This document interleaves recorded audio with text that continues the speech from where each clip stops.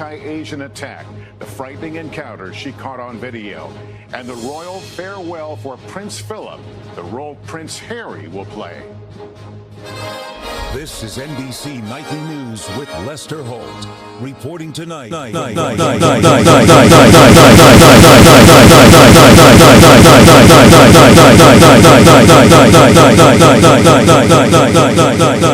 After a string of mass shootings that have shattered community after community in this country this spring, the toll this time, 8 dead. 8 people who went to work at a FedEx facility in Indianapolis expecting to go home at the end of their shift. Murdered for no good reason.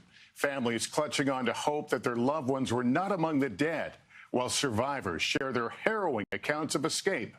And mass shootings continue to carve a trail of terror and misery. At least 44 lives taken in just the last month. Katie Beck has late details. An ordinary overnight shift shattered by gunfire. They have an active shooter currently at FedEx.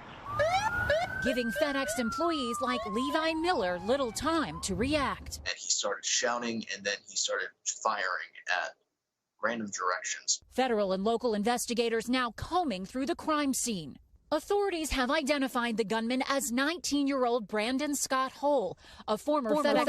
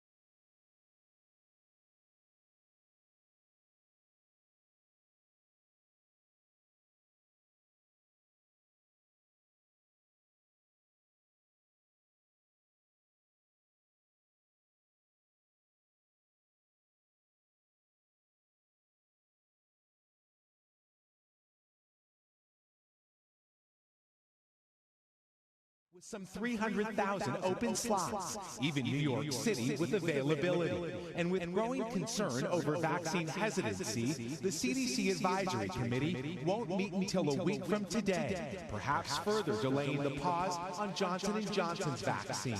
What I'm most concerned about, the numbers which are most on my mind, are the rising cases and hospitalizations among those who are not vaccinated. And the numbers are troubling. Hospitalizations and ER visits climbing as much as 8% in the last week. The number of new daily cases is now just below 70,000, far exceeding the goal of 10,000 to better manage the pandemic. In Michigan, at least 35 hospitals are at 90% capacity. Patients are again lining our hallways like they were last spring.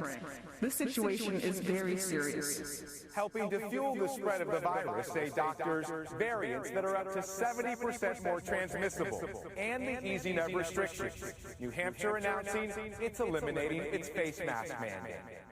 Worried a devastating fourth wave could ripple across the nation, tonight federal officials say vaccinations are more important than ever, but it comes at a time when fewer Americans may want one.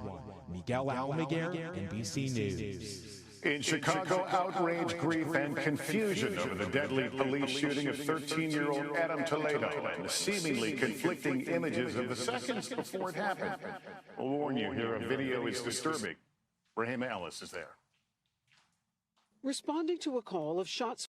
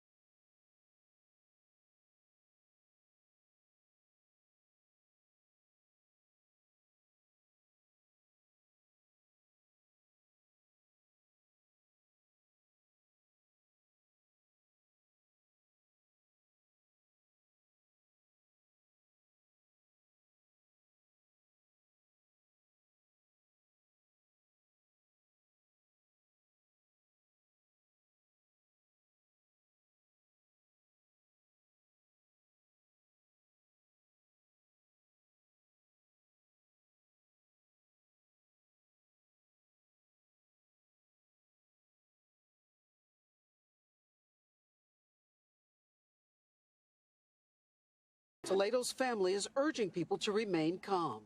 No charges have been filed against the officer who's been placed on administrative duty. Lester? All right, Rahima Ellis in Chicago tonight. Thanks. In just 60 seconds, my exclusive interview with the acting chief of the U.S. Capitol Police, what she says about the police response to the deadly riot.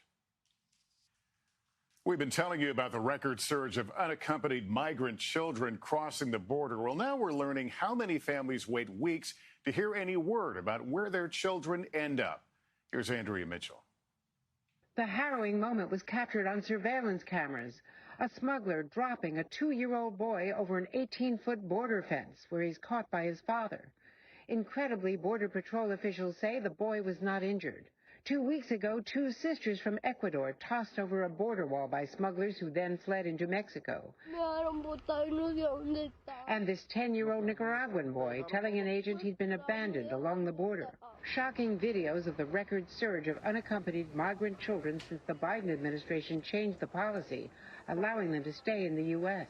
Tonight, more than 22,000 unaccompanied children in U.S. custody, many with families already in the U.S. who say they struggle to get information on where their children are being held. Like Andrea, whose 6-year-old son was first taken to one of the overcrowded Border Patrol facilities like this one, then placed in foster care. She told NBC's Dasha Burns,